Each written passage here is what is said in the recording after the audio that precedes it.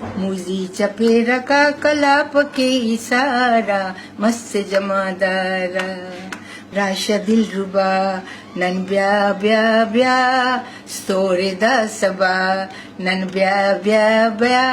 आपको पेशावर में आपकी जो रिहाइशगाह थी जहां आप रहती थी उसका पता याद है?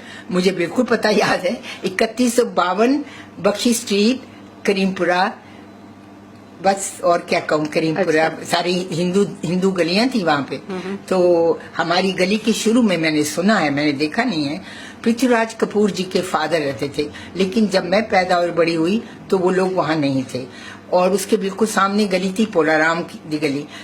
तो जब पृथ्वीराज जी दिल्ली पेशावर आते थे तो मैं भी वहाँ खेलने जाती थी। तो हम बचपन से ही शमी कपूर, शशि तो बहुत छोटा था, उसको वहाँ के लोग कहते शीशी बुलाते थे। कहते थे ये हिंदू लोग क्या नाम रखते हैं, लड़के का नाम शीशी रखा हुआ है। और बहुत अच्छा था। लेकिन ये था कि मुझे 8 साल की उम्र में बुर्का पहनना पड़ा। हाँ, आपने बुर्का बात यह कि मेरे बाल थे ब्राउन। तो मैं बाहर गई तो एक मोची बाहर बैठता था गली के बाहर। तो वो कहने लगा, खान साहब को बोलो बुर्का पहना है, हमको अच्छा नहीं लगता तुम्हारे मुंह की तरफ देखना। तो जवान हो गया, हमें नहीं अच्छा लगता।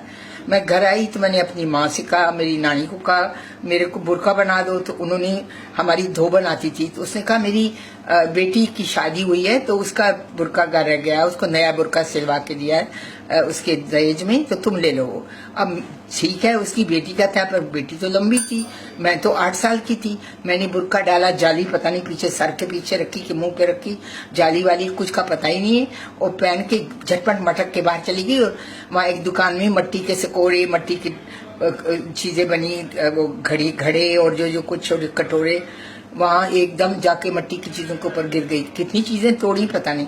वो मालिक आया, उसने मेरा बुर्का हटाया, उसको तय करके मेरी बगल में दिया, कहा जा तेरा अल्लाह बेली हो। आधी दुकान तोड़ दी, बेवकूफ तू, क्या तेरी जूतों से मेरे को पता चल गया ये कोई बच्चा है, और तू माँ का बुर्का उठा के पहन के आ गई, मेरी दुकान तोड़ दिया।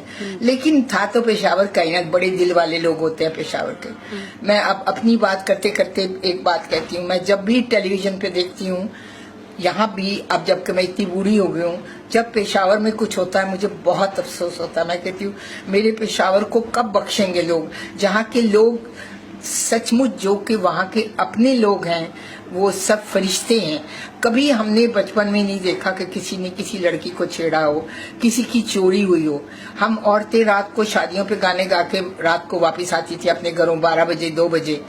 किसी ने नहीं रोका कि तेने गले में क्या डाला हुआ है। ये बेचारे लोग, गरीब लोग जमीन पे सोए होते थे अपनी छोटी छोटी टोकरियों में, जिसमें वो फल वल बेचते थे। मुझे अभी यकीन है कि हिंदुस्तान और पाकिस्तान में सबसे अच्छे लोग पेशावर में रहते हैं।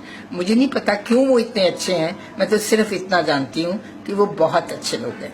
आपने कभी कोशिश नहीं की पेशावर जाने की वापस? मैं आपको बताऊं, मैंने कोशिश की। मेरे हस्बैंड को मुझसे भी ज्यादा शौक था कि हम पाकिस्तान, उनके बड़े, उनका वो टेलीविजन का प्रोग्राम करते थे यहाँ पे लंदन में, जो कि उनके पाकिस्तानी सुनने वाले ज्यादा ही थे। लेकिन मुश्किल ये हुई कि किसी ने मुझको, मेरा एक कजन है वो गया था पेशावर, उसने आके बताया कि मैं वहाँ बड़ा रो के आया हूँ वापस, क्योंकि घंटा घर के लेफ्ट साइड को पीछे करके हमारी गलियां थी। और उसने कहा कि सारी गलियां गिरा दी गई हैं और वहाँ कपड़ों की मार्केट, सस्ते कपड़ों की मार्केट, वो छप्पर वाली मार्केट है। कहने लगा हमारी किसी का कोई घर नहीं है वहाँ। अब भी क्या बताऊं, हर रात मैं सोकर मैं पेशावर में होती हूँ। कुछ ना कुछ पता नहीं क्यों शायद सारे बूढ़े लोगों को अपना बचपन याद आता है। मुझे अब तक सब कुछ याद आता है। हमारा 7 छत का मकान था, ऊपर के 2 छत खुले थे, गर्मियों में जहाँ सोते थे। मैं 7वीं छत पे टांगे लटका के जमीन की तरफ बैठी रहती थी। हर कोई हमसाया मुझे कहता था खुदा के लिए हट जाओ, गिर जाओगे नीचे। लेकिन बच्चे बेवकूफ होते हैं, मैं तो खैर अभी वैसी हूँ, मैं डरती नहीं हूँ किसी चीज से। तो मैं शायद पेशावर के लोग ऐसे ही होते हैं। और सबसे बड़ी बात, शायद मैं अपने पेशावर के भाई बहनों को बता सकूं, उनको इससे सुकून मिले कि हम लोग हिंदू लोग जब पेशावर से भागे, उससे पहले या उसके बाद हमने कभी नहीं सुना किसी वहाँ के बाशिंदे ने हिंदुओं को मारा है। शायद पेशावर ही ऐसी जगह थी, उम्मीद करती हूँ और भी ऐसी जगह रही होंगी।